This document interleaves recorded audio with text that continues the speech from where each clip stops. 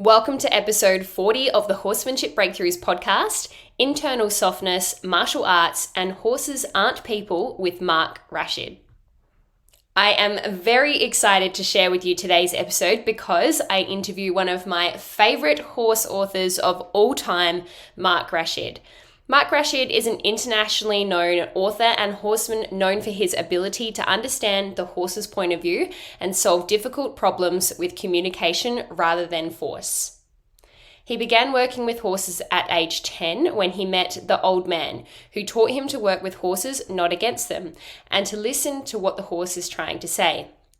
Mark's clinics are structured as one-on-one work with horse and rider and are immensely popular with people around the world. When Mark decided to study the martial art of aikido as a way to improve his horsemanship, he brought the same quiet determination to it that he exhibits in his work with horses. Mark worked full-time on ranches for many years, gathering herds, managing stock, and training horses. When time permits, he still enjoys working on ranches near his home in Colorado, as well as playing guitar professionally with his friends.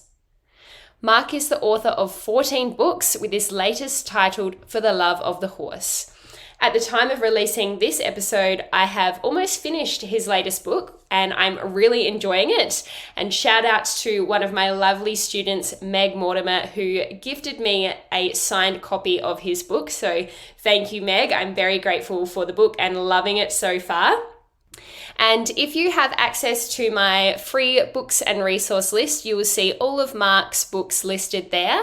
You can get access to the free books and resource list as well as other freebies like the Connection and Communication mini course, the free rider-specific exercises to improve your riding, and my weekly horsemanship breakthrough emails at amaliadempsey.com.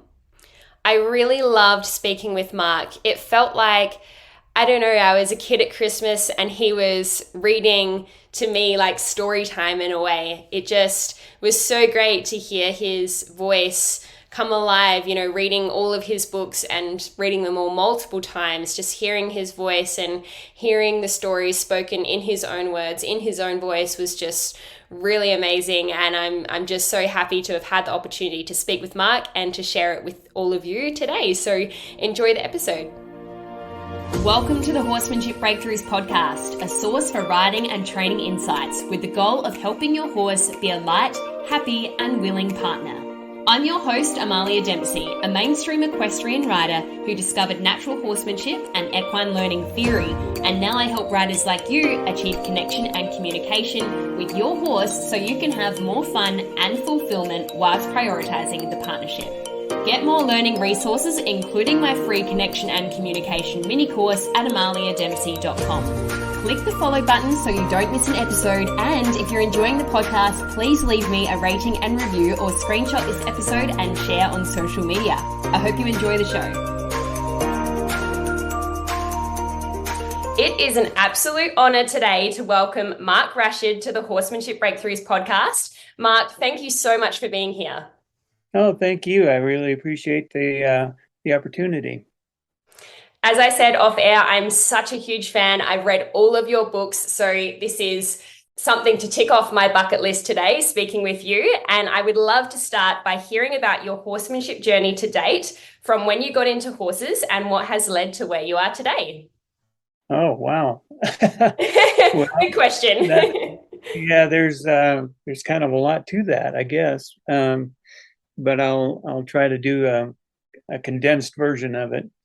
I began kind of working with horses, actually cleaning up after them when I was about 10 years old, and was working with, there was a little horse place just down the road from where we lived at the time.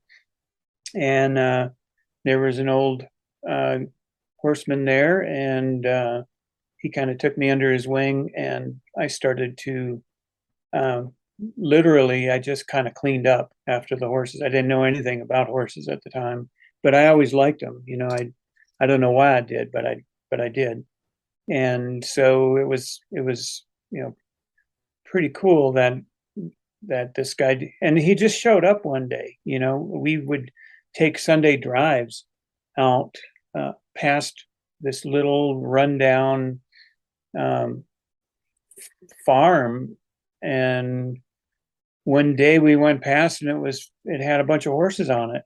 And so we, I just rode my bike out there and would pet the horses over the fence and feed them grass. And and then as I got braver, I would go in the pasture with the horses, and eventually he caught me in there and basically just said, if you're going to feed him, you're going to clean up after him. So um, yeah, so that's what kind of got me started.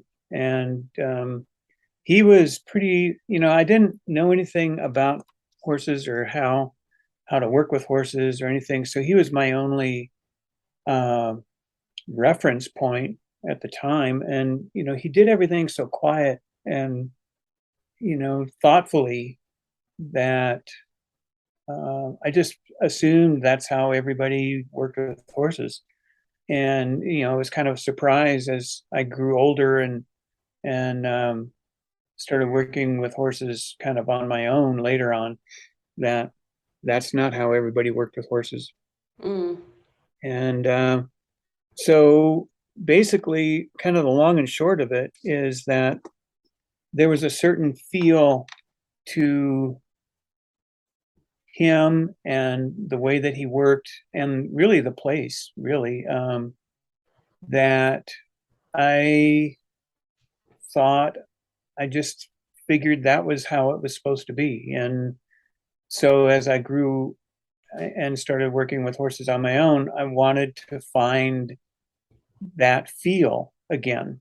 And it was, I was mostly emulating what I had seen him do and how he did it, and um, as I branched out on my own, but I just, I was having a hard time feeling it, Mm. feeling what was there with him. And so, and he was gone by that time, he had passed away. And so, this is when I was kind of in my late teens, early 20s, kind of mid 20s kind of thing. And so I would, I'd heard about different horsemen and one thing or another that sounded like what he was doing. And so I would go look and, watch them, and they would say one thing, but it didn't, it just wasn't the same thing. The words matched, but the behavior didn't. And so and that went on for quite a while. And and so I was just kind of muddling along on my own. I was working ranches, and I was the horse guy, and so I was just working with horses. There wasn't anybody there to kind of look over my shoulder and help me. I was just the guy that was working with the horses, and so everybody just kind of left me alone. The owners of the ranch or whatever, just as long as I got the work done. Mhm. And but one thing led to another, and my first book came out, and I was working a ranch at the time, and the ranch got bought out, and they didn't need me anymore, so they moved me. They basically let me go, and that was when I started to kind of do clinics, and I've been doing them ever since. The interesting thing, though, about the feel part of it is that I wasn't able to find what I was looking for until, and this is a whole other long story, but I ended up training in the martial art of aikido. Mhm. And it was there that I found what I was looking for as far as the feel of it, the compassion, um, and I just was really lucky in that I was able to work with some of the top, masters really in the world. And so gleaning from them, and it was just, yeah, it was just the same. It had the same feel, and the aikido itself has really made a huge difference for the work that I do, and my teaching, and pretty much everything in even in my life in general. So that's kind of it in a nutshell, I would say. Yes, and I'm sure if people want more details, they can read your books because you go into, the whole stories of your life with horses, which, yeah, amazing, and so many lessons to be learned from your stories. And that's how I found out about you. What made you want to write books about horses? Nothing.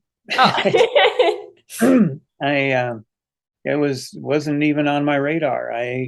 Had um, I was in between ranching jobs, and I was trying to find a way. I had a wife and three little kids, and I was trying to find a way to make some money. And so I just it was in the summer, and I started a little horse training school that we used Mustangs for. And in that school, there was one of the students who came to me one day and said that her husband was going to sell his horse, and could I come take a look at him and see how much he'd be worth. And so I went over, and you couldn't catch the horse, so we spent a little time catching him. And then once you got him caught, he didn't lead very well, so we worked on that a little bit. And then once you got him leading, he didn't want to be groomed and saddled, so we worked on that a little bit. And once he was groomed and saddled, he didn't want you to get on, and so we spent a little time on that. And once he got on, he wouldn't go, and then once we got him going, he wouldn't stop.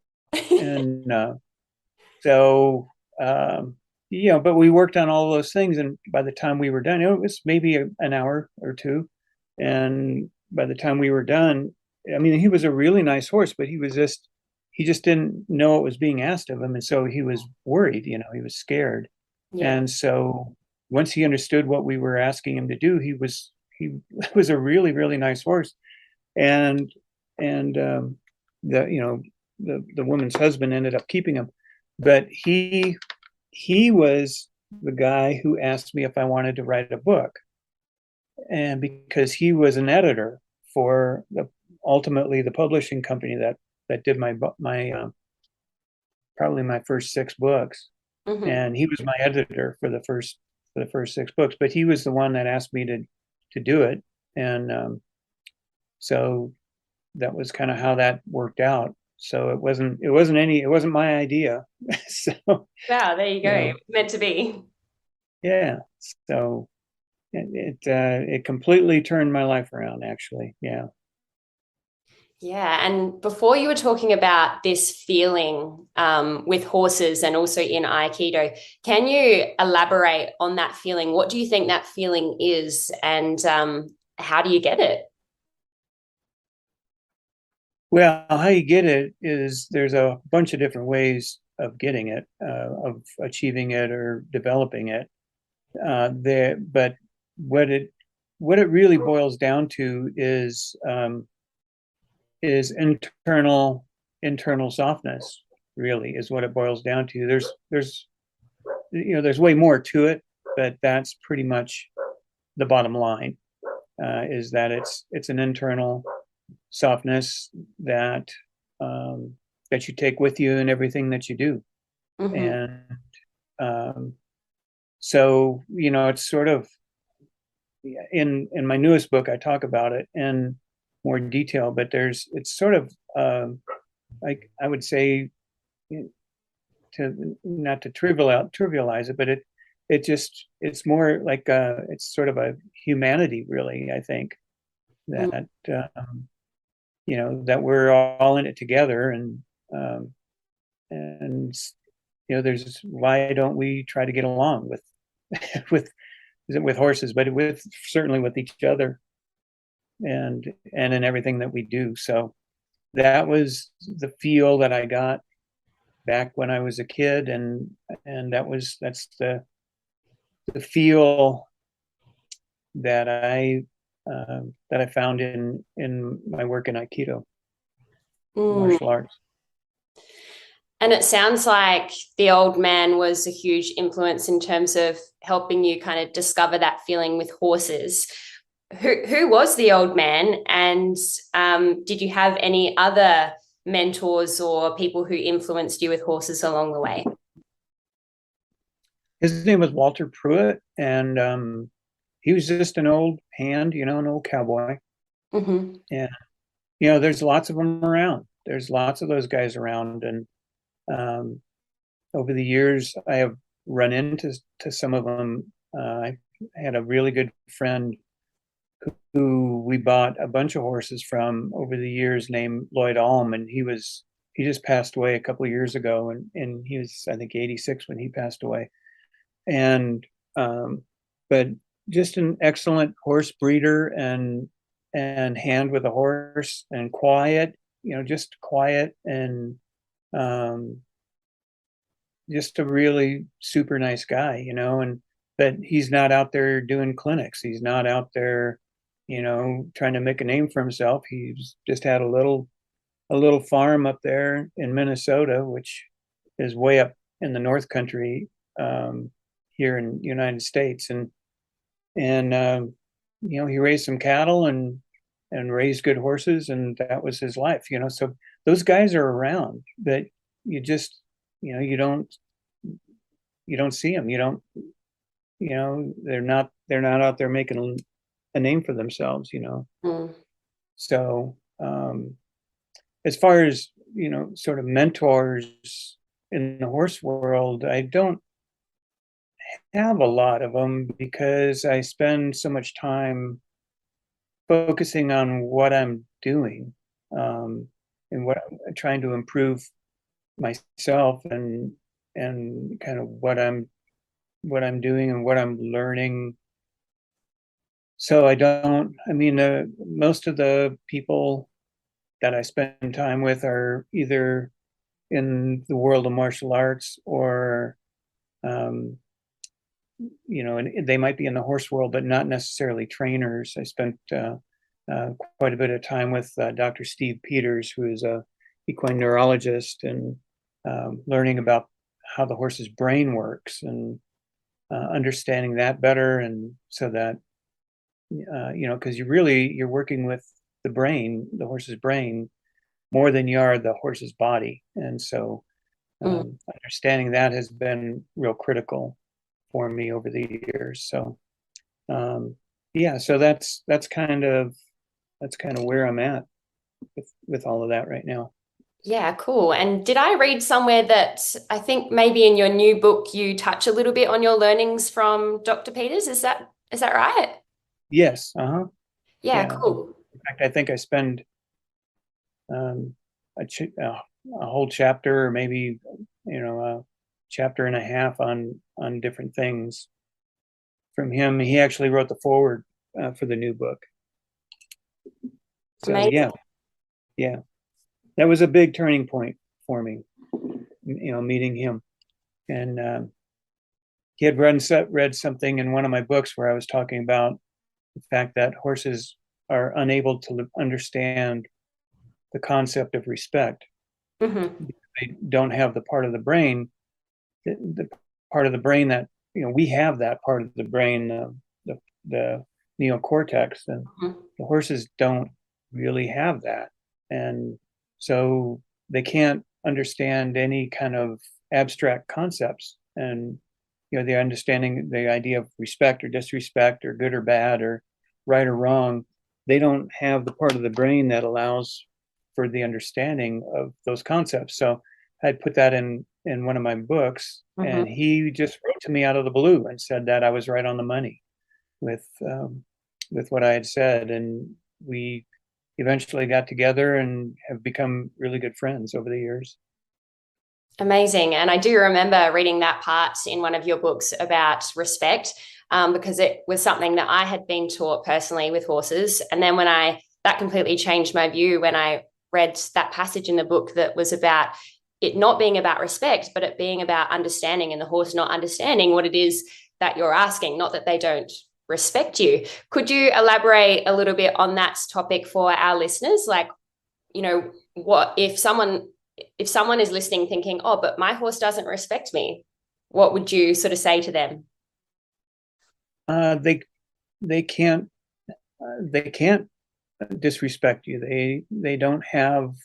That's not how they think. That's not how their brain works. They if a horse isn't isn't doing something that you want them to do, it's because they don't understand what it is you want.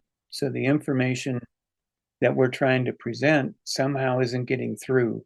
And um, a big part of that, oftentimes, one of the reasons that horses fail to understand what we're trying to present is we're presenting it in a way that worries them.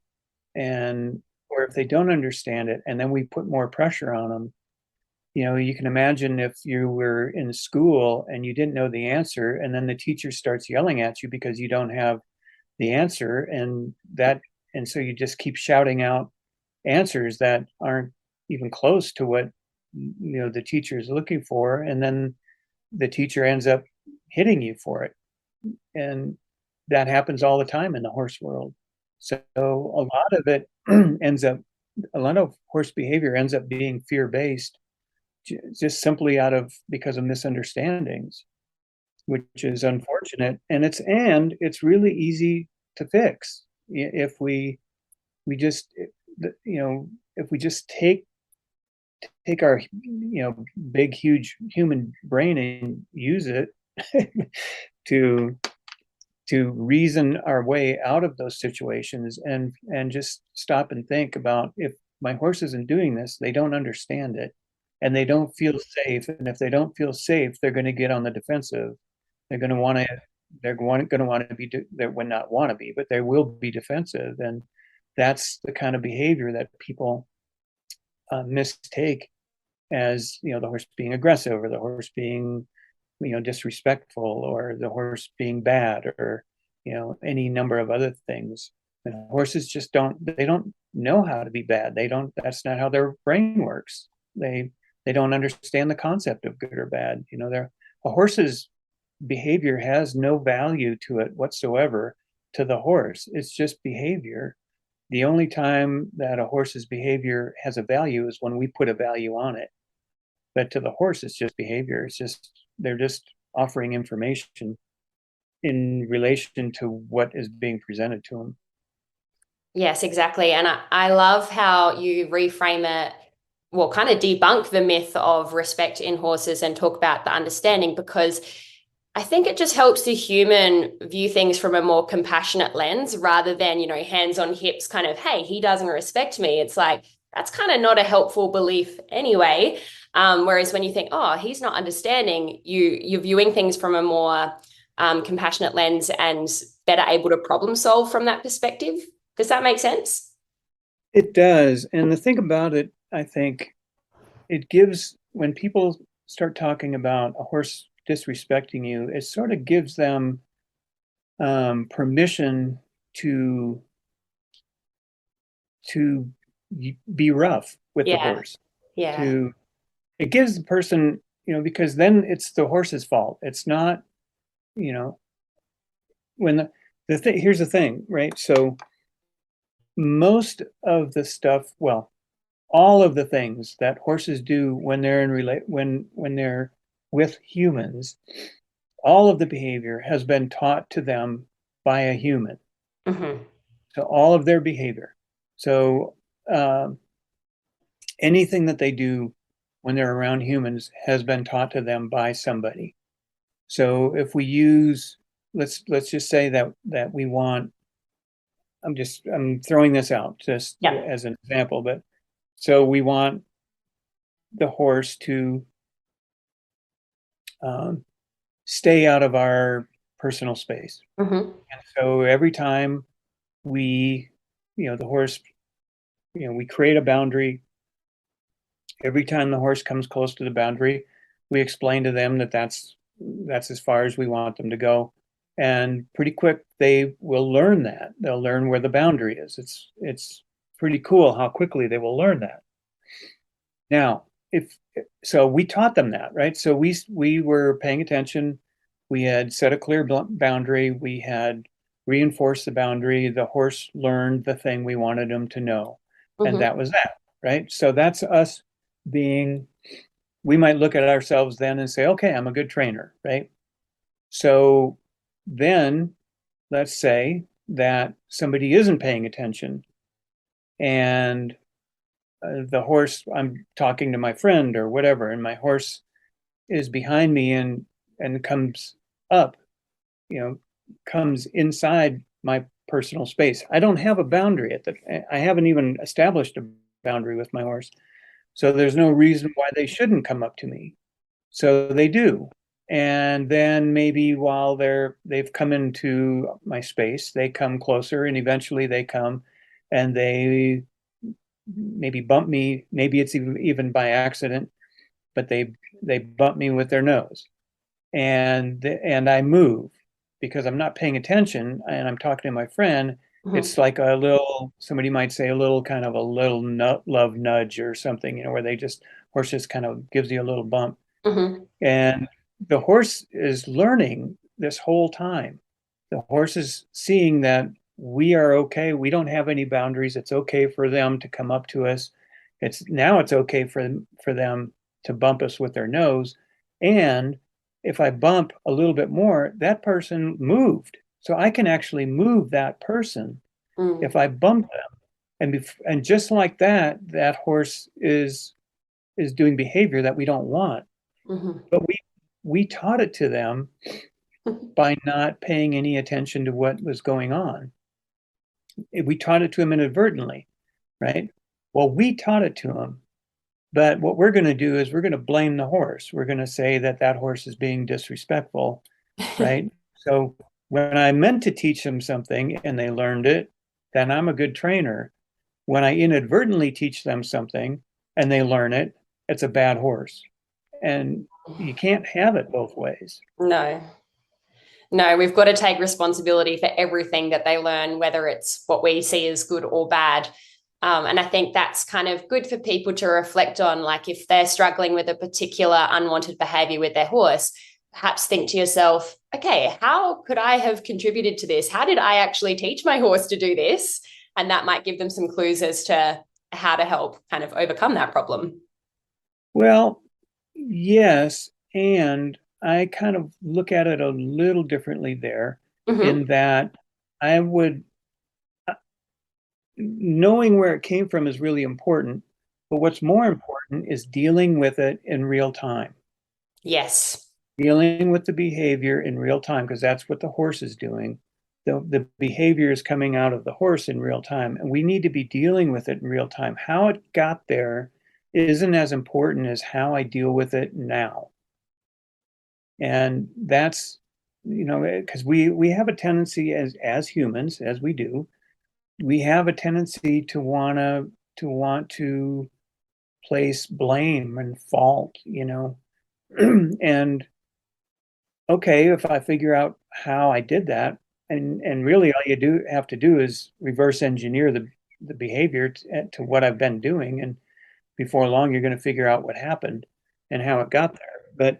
But really, you, it, what I have found is that the most beneficial thing is just how this behavior got here, unless it's a physical thing or something like that, where we really need to know that this is a physical issue.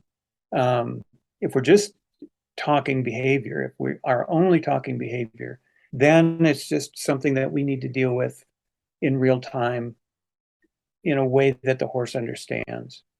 And if we can do that, it's so much easier for the horse to think their way through it and figure out how to do the thing that we want instead. So that idea of, sort of placing blame and fault, I think it doesn't do us any good. I mean, it's good to know that stuff, I guess, good to know where it came from. But so often, we people get stuck in the fact that they'll say, well, I didn't want to do anything wrong, so I didn't do anything. Well, that's almost as bad as doing something that you didn't, you know.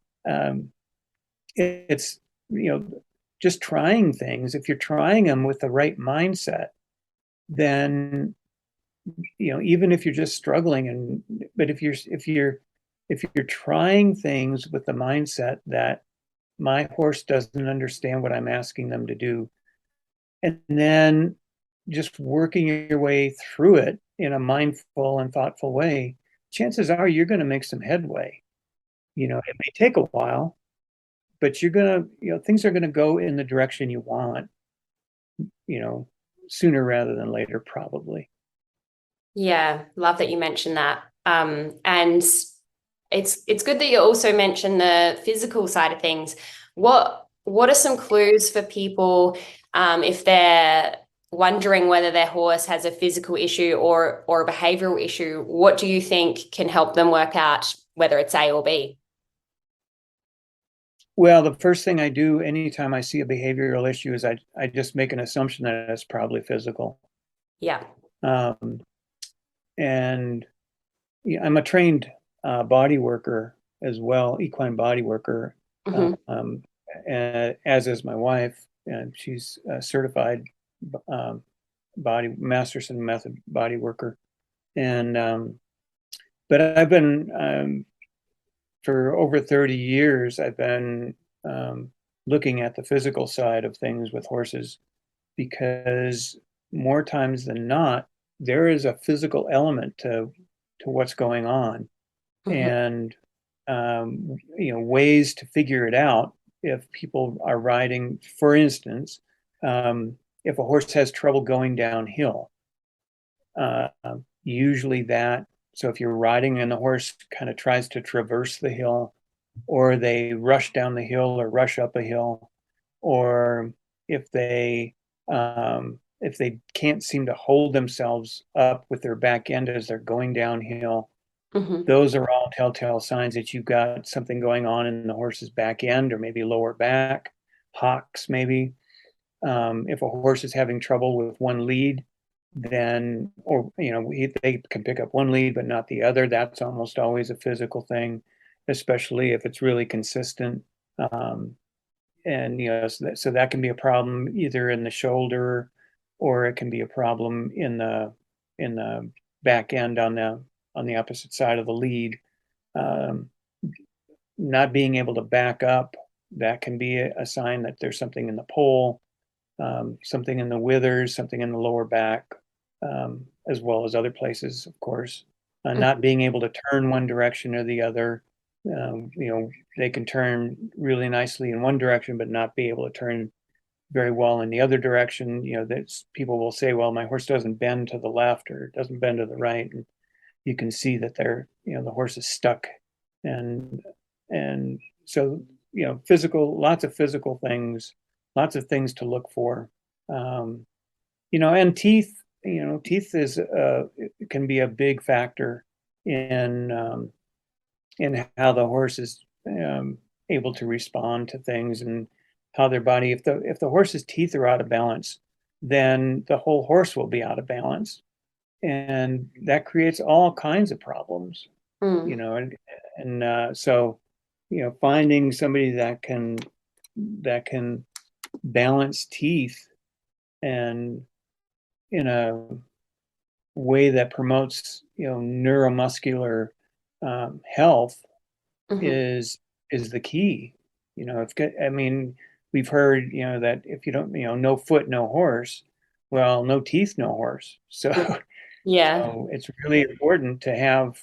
I'm not a big proponent of power floating horses, because that does um, it can do a tremendous amount of damage and uh, doesn't help the horse really at all. In fact, it can do a lot of damage to the horse in a very short period of time. And a lot of times with power floating, it's been our experience that problems won't show up right away. They show up about 6 months later after the power floating has been done. And so it's like you can't really see the connection between the two, but there is a connection, and it's almost like clockwork. When they've been over floated, especially with power tools, then Hmm. about 6 months later you're going to start seeing behavioral problems. Yeah, wow, interesting. I haven't heard of that before. Yeah, it's again, we've um, a good friend of mine is the founder of Natural Balance Dentistry. I met him almost 20 years ago now, and we've had all our horses' teeth balanced that way. And then the difference in how our horses are able to move and the way that they are able to, if we do for instance, a chiropractic adjustment, they're able to maintain that adjustment um, much longer. We had a horse that was 22, ended up having to put him down last year due to EPM, but the people that anybody who ever worked on him, any body workers, always called him a Gumby horse. I don't know if you guys know who Gumby is, but very flexible and very movable. And we had his hocks X-rayed, and at 22, the vet said that he looked like he was 5. Wow. So that's how beneficial having proper dental care can be to a horse long term. Oh my goodness. Wow. That's amazing. Yeah, yeah. Now, in your books, there are many stories that outline learnings and breakthroughs that you've had with horses along your journey. But out of all of your experience, what has been your biggest horsemanship breakthrough to date? Um, Really, it's been the biggest breakthroughs have come from my work in the martial arts. My Mhm. biggest breakthroughs with horses. So there's things that we're doing now with horses because of my work in martial arts that I couldn't have even imagined even 5 years ago. Um, the difference in energy, the difference in feel, um, how easy it is to develop, um, to allow the horse to connect to us, and how easy it is for us to create openings, and how easy it is for the horse to find those openings to do the thing that we want. It's just been that has been really the single most important thing. I mean, really, the breakthroughs personally for me with horses, as well as it just in life in general, have all come from my martial arts training. Mm. Would you recommend that people get involved in something like martial arts to help their horsemanship? Or is there another avenue they can go down, or do they not need to do something like that? What are your thoughts on that? Well, I've actually trained in a number of different arts, and the one that's been the most productive for me is aikido, and of course it helps to have really good teachers as well. Mhm. Uh, and it's because there's a bunch of different reasons, but it's aikido is a defensive art, martial art, and so there aren't any offensive moves. And kind of one of the main things in the art is to enter into a conflict, blend with it, and then direct it to the most peaceful solution possible.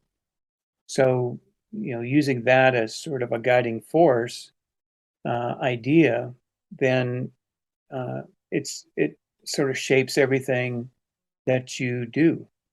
And one of the really cool things about Aikido is that in every move, in every technique, at some point in the technique, you and your partner, the person who attacked you, uh, are facing the same direction. You're facing the direction that so if somebody comes to attack and we do a technique, they were facing me, for instance, when they attacked. At some point during that technique, my partner and I will be facing that same direction. Mhm. And the reason for that is so that we can literally see things from our partner's perspective. Hmm. Wow. So, and another part of Aikido is to make sure that you don't hurt anybody. So, not only are the techniques designed, I mean, uh, they're extremely effective, and it's a martial art. It's not to be taken lightly. And but the one of the main uh, parts of it is to make sure that you don't hurt your opponent. So even if somebody comes at you with a knife, the idea is to maybe disarm them and put them in a position where they can rethink their life choices without hurting them. Yeah, wow. Yeah, so all of those things, I mean, there's way more to it. I mean, is that something that I would recommend everybody do? It's not for everybody. Mm. And it made a big difference for me, but I was looking for something specific and I found that in that particular art. Not all arts are the same, not all martial arts, and not all teachers are the same. So would Yeah. I recommend everybody doing it? Probably not. You can Tai Chi is another art that is that you can kind of get some of the same ideas from, Hmm. but also ballroom dancing, Yes. something where you're taking direction from a partner or you're directing a partner, that kind of thing. So yeah, there's you just kind of need to look around a little bit and see if there's something that works for the individual. Yeah. The reason I asked that, Mark, is I'm a bit of an overachiever. And when I read your book, I can't remember exactly which one it is that outlines a lot of the similarities between horsemanship and aikido. I found myself going, right, I've got to sign up to aikido lessons. But it's interesting you mentioned the ballroom dancing because I did a little bit of that with my dad, actually. And you do learn, I did make a lot of correlations between riding horses and ballroom dancing because yeah, even just feeling the feeling that the instructor would give me when I would dance with him versus my dad. No offense, Dad, but we were both beginners. It was Hmm. a completely different feeling, and sometimes it was even a more firm feeling, but it gave me a real confidence, and suddenly I could dance really well when I was with the instructor. So yeah, it was. I really enjoyed it actually, and I think any of those practices, Tai Chi, ballroom dancing, Aikido, yoga, even. I think we can make those correlations, and it's kind of like cross training for humans in terms of it helping our horsemanship and also our lives in general. Yeah, and I would agree with that. I would agree with that. For me, it was just really difficult for me to find what I was looking for in the horse world. I just couldn't. It didn't mean it wasn't out there. I just couldn't find it. Yeah. But um, but once I began my training in martial arts, which I've been doing now for almost 30 years, um, and continue to train and teach that as well, and so it's really been transformational for me, and we teach now Ibotta, which is basically it's a martial art that we developed, um, kind of an offshoot of Aikido, specifically for horse people. And, Oh, and awesome. it's, yeah, and it's amazing how quickly with people with no martial arts experience whatsoever are able to pick up on the concepts and the techniques, how quickly they're, and then to be able to go out. We have our classes usually in the morning, and then in the afternoon they can go out and they can apply them to their horses immediately. Yeah. So Wow. yeah, um,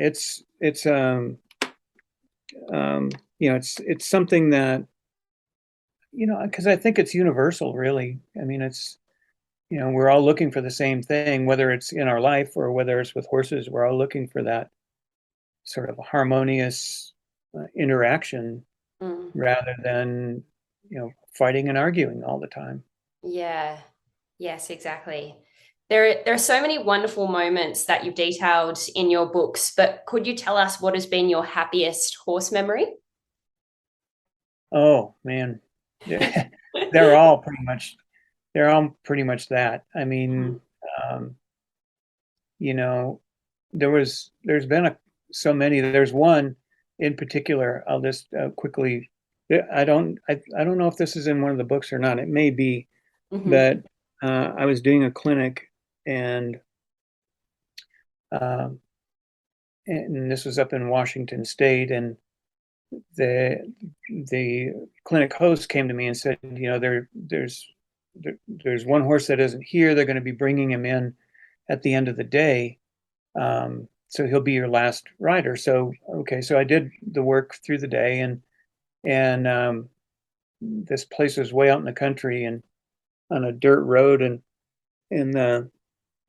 as I'm finishing up with the, well, not really finishing up, I guess it was two horses to the end or three, and I hear this racket, and it was a trailer, with a horse in it, and this horse was tearing this trailer up.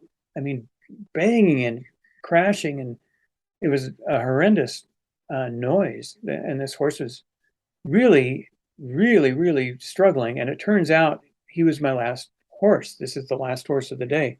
Mm-hmm. It was a stallion, an Arab stallion, and they they left him in the trailer until it was his time to come out, and then they they brought him out, and I mean, his feet barely touched the ground, and screaming and hollering and throwing himself around, and they brought him to the round pen. The people that were there to watch, and they parted like the Red Sea when he came through, Mm. and they brought him into the round pen, and the guy told us that he had tried to ride this stallion a few times, and it never went well at all. And he uh, he went into the round pen with him, and basically he was pretty, I mean, pretty defensive. Both of them were, but the guy was really. I was sitting up on the round pen fence just watching him.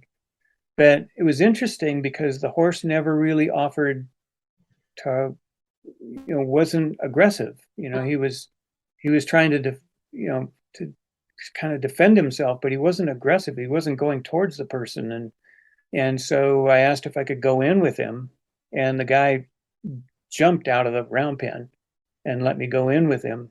Mm-hmm. And so I went into the middle of the pen. I had a halter over my arm, in the crook of my arm, and the horse was screaming and yelling and throwing its head and kicking in my direction, and flinging his head and towards me, and he would run, and really all I was doing was standing there. I hadn't done a thing other than just stand there, and he turned off the rail and charged right at me. Mm-hmm. And I thought, well, I'm going to have to make a decision here. Do I get the halter rope off my arm and defend myself, or do I see what he's going to do? And he hadn't done anything up to that point that showed me that he was aggressive.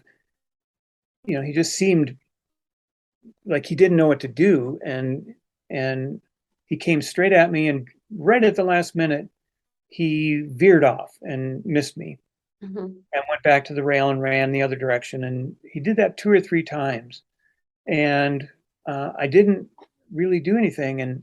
And uh, after probably, I don't know, maybe 5 minutes of that, maybe a little more, he turned and came off the rail and charged right towards me and stopped right in front of me, and then put his head on my chest.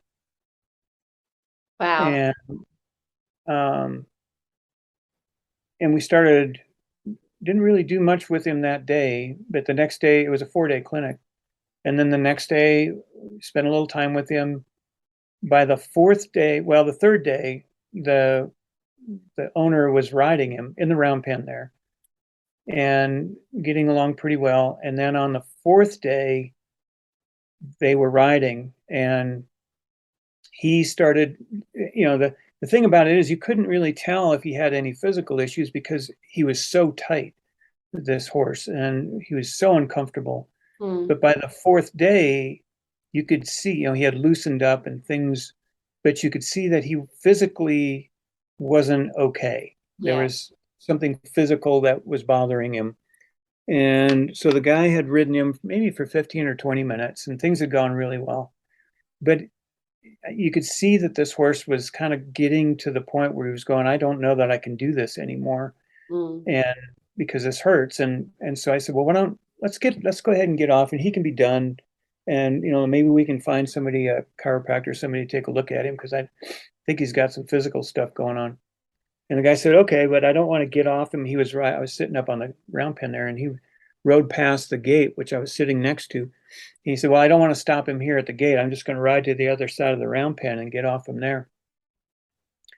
And and I thought, boy, that might be pushing him. I mean, even though it was just a, like a 50 or 60 foot round pen, I Hmm. thought that may be more than he can do. Hmm. And he got over to the other side of the round pen, and you could see this horse. And he was getting ready to get off, and this horse started to, sort of dance in place, and you could see his pinning in his ears, and his nose was flared, and he was really anxious and worried and troubled. Hmm. And he said, the guy said, well, what should I do? I said, and well, he hadn't done anything yet, to this point, and he was uncomfortable, and I thought, well, let's just don't do anything, just sit there and see what he does. And so he did. He just sat there, and the horse started to kind of escalate, and then just like somebody flipped a switch, he stopped everything he was doing. His ears kind of came up, and then he just laid down. And the guy stepped off of him, and the horse got back up and stood there with him. All the anxiety and everything else was gone. And it was like, he could have done something pretty dramatic there, and he chose instead to help the rider get off Wow. instead of making, doing. I mean, it was an incredible thing that I had never seen before. That horse made a conscious decision not to escalate that beyond what he had already done. And he brought it to a peaceful solution. It was incredible. Mm. And, so that, there's been a bunch of stuff like that, but that was the first time and the last time that I saw anything that dramatic. Yeah, wow. I feel like that highlights the fact that horses they don't want to fight with us, they're wanting to figure us out and they want peace. They really don't want to have a fight with us. I guess sometimes they're probably forced to show some type of aggressive behavior to try and get their point across. But yeah, that was a really cool story demonstrating that yeah, the fact that they don't want to fight. Well, they're not designed to. I mean, they're designed to fight if they don't have any other choice, but horses are not designed to to expend that kind of energy. You know, Hmm. there's a lot of this stuff, in the training world where there's, the idea kind of, that we have to emulate the sort of the alpha horse's behavior. And first of all, it's not really, it's not true. The horses, I've been really lucky in that I've been able to be around wild horses all over the United States, true wild horses that are out in the wild, feral horses. But I've also seen wild horses over in Europe, in England, on the moors in England, and in the New Forest over in England, and all of them are the same. And they don't cause a ruckus. They don't chase each other around. They don't, move each other out of the way. They just don't do that. They because in the wild, the strongest motivator in the wild is procreation. So they it isn't about food in the wild. It's not about water in the wild, because resources usually in the wild are plentiful. So they don't fight over resources. Mm. So there's no need to do that.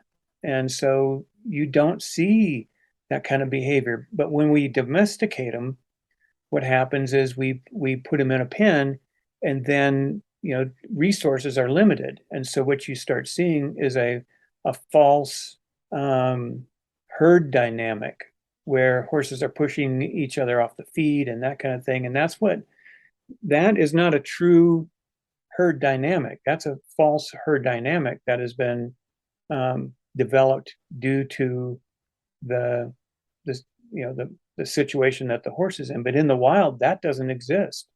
You never see that kind of behavior in the wild. I mean, you might see it during breeding season to some extent, and then usually it's just the stallions, but you won't see it in the wild.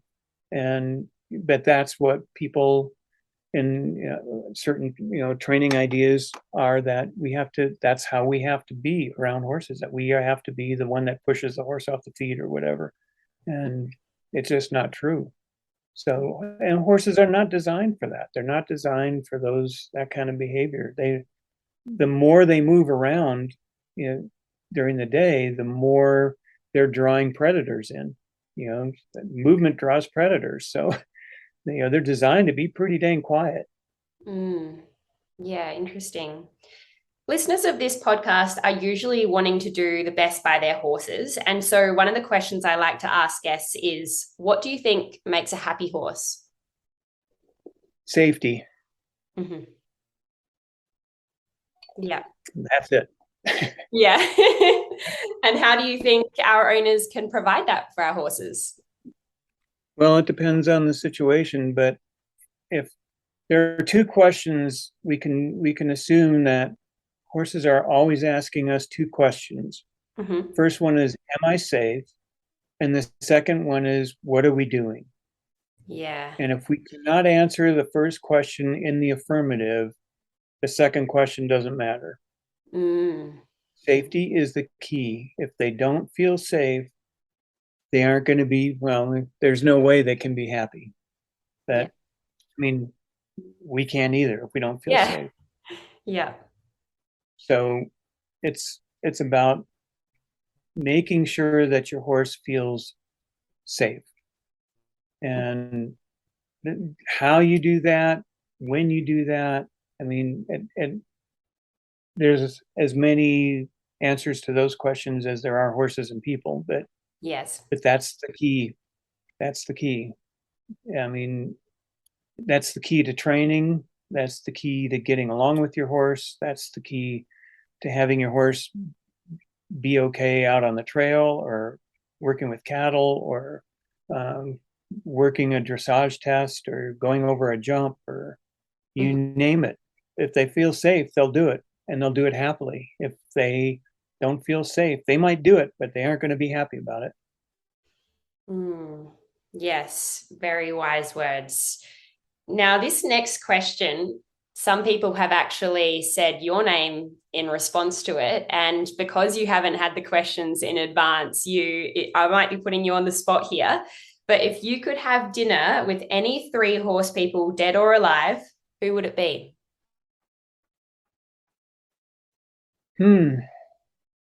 That's a good question.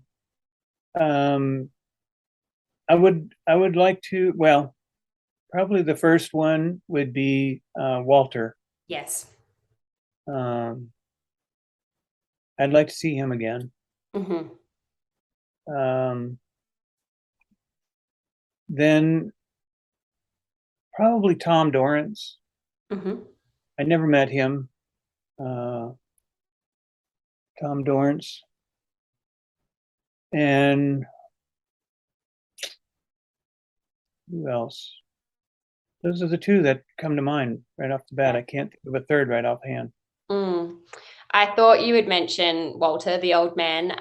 And I distinctly remember having to pull over in my car listening to one of your books, audio version, where I think it was the last time you saw the old man, and I was bawling my eyes out. So I had to pull over and clean myself up. But it was quite emotional, because I think throughout all the books, your connection with him and the influence he had on you was just so evident. And I think, I can't remember where it was or which book it was, because you referenced him as the old man for so long. And I think one of the books you did mention his name, and something along the lines of people thinking he was Tom Dorrance or Ray Hunt or one of those guys. Is that a question you get asked a lot? Like, who was the old man? Well, it is. And the book that just came out, I use his name the whole time. Okay, good. And the reason I actually mentioned his name. I think I mentioned it in every book, Mm-hmm. but people seem to gloss over it. But the reason you won't see in any of my books, you won't see a description of him anywhere other than, his propensity to smoke cigarettes Mm-hmm. and the truck Yes. that he drove and that kind of thing. Mm-hmm. But I purposely didn't I purposely didn't put a description in of how he looked Mm-hmm. because I wanted people to conjure up a picture of their own picture of him. Mm-hmm. Of, maybe it was somebody, he reminded them of somebody they knew when they grew up, or, their father or their whoever, grandfather. Mm-hmm. And so I did that on purpose. And I did the same. It's why I stuck with calling him the old man for so long, Mm-hmm. because, I kind of wanted him to have that effect on people. Yeah. And in the latest book, um, I thought it was time to move past that Mm-hmm. and give him his due. And um, and I thought that was important Mm. for in this last book. So, um, and there's in the last chapter of the last book, there is a really pretty cool story about him, um, that I hope people will really enjoy it. And that's all I'm going to say about it. But Yes, that's a teaser. I'm so excited to read your new book. Has it been released yet in America? I don't think it's available here yet in Australia. Can you tell us when we can get our hands on it? yeah, it has been released here. Mm-hmm. It's been out for about not quite a month, maybe 3 weeks, 3 or 4 weeks here. I got an email from our publisher that said that there is a distributor in Australia that will be distributing them soon. Yeah. I think where So I read, they will be available in Australia.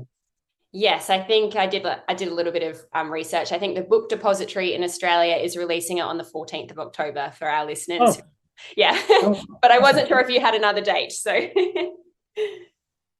um, No, I didn't. You knew more than I did. now, many other guests of the podcast have mentioned your books as books that they would recommend that others read, including myself. But do you have any favorite horse books or resources that you'd like to recommend that aren't your own? Again, I don't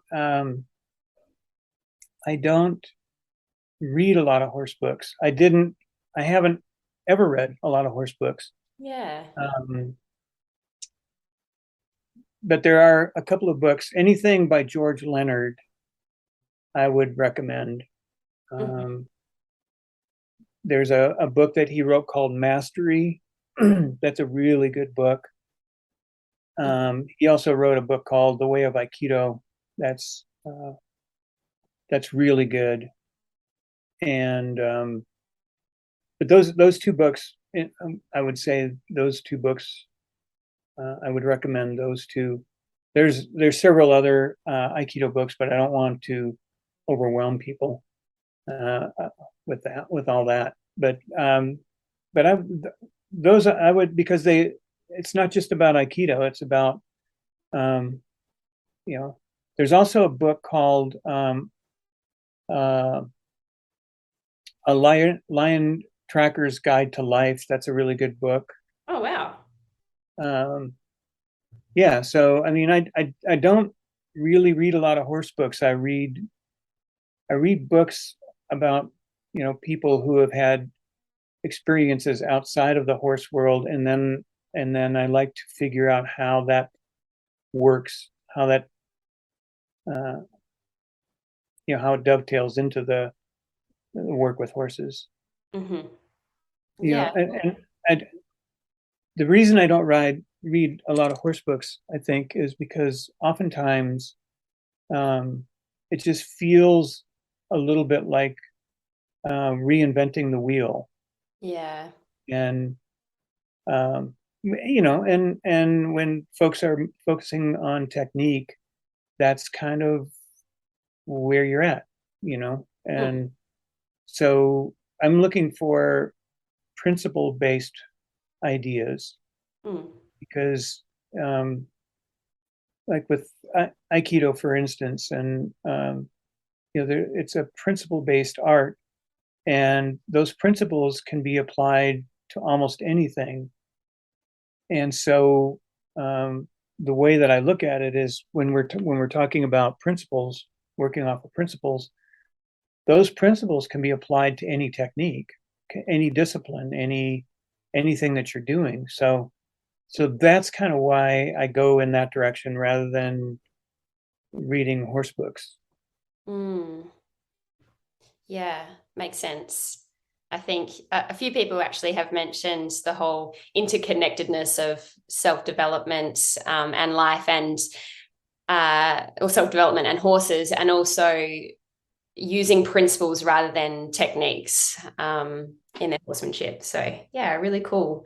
Now, before we wrap up today's interview, what is the one message you would like our listeners to take from today's interview? Horses aren't people, Hmm. so we can't treat them like they are. We have to understand that they're horses, and they see the world differently than we do. And if we can figure that part of it out, whether you're just somebody who keeps your horse in the backyard or whether you're a professional or, whatever, Mm-hmm. but horses aren't people. They don't think like we do. They're working off a whole completely different set of rules than Mm. we are. And it's our responsibility to figure that out. It's not their responsibility to figure us out. It's going to be very difficult for them to do because they don't have the big honking human brain that we do. Mm-hmm. So, if we can just treat horses like horses, we're going to get along better with them, I believe. Yeah, absolutely. Love that message. And where can our listeners find out more about you and what you offer and purchase your books, etc.? The Our website, I suppose, it's markrashid.com. Mm-hmm. And yeah, that's really about it. We don't have a lot of information out there other than what's on our website. Mm-hmm. But the books are on there. I guess, I don't know. I haven't looked at it in a long time. Luckily, we have somebody who takes care of that stuff for us. But there's some information on there about Iboto, the classes we teach this, for horse people, Mm-hmm. and there's information there about that. I think there's information there on the books, and our schedule is on there, and some other things. So, but that's pretty much it. That's pretty much it. Yep. And I can also let people know that all of your books are available on Amazon, and some of your books are also available in audio version on Audible too. So they can jump on over there to purchase those. Mark, it has been an absolute honor to have you on the show today. I'm sure all of our listeners got something out of it. And if they haven't already, they'll be wanting to read all of your books, and especially your new book, which comes out in Australia soon and is already out in other countries. So thank you again for coming onto the podcast today and sharing your wisdom with us. Thank you so much. I really appreciate you having me on. Thanks for listening to the Horsemanship Breakthroughs podcast. Make sure you hit the follow button so you get notified every time a new episode is released. And if you've learned even just one small thing from today's show, I would really appreciate if you could leave a review on Apple Podcasts or screenshot this episode and share it on social media. You can connect with me on Instagram at Amalia_horses or my website amaliadempsey.com, where you can find free resources to help you on your horsemanship journey. That's all for today. Thanks for being here. Remember to train with kindness and ride with excellence, and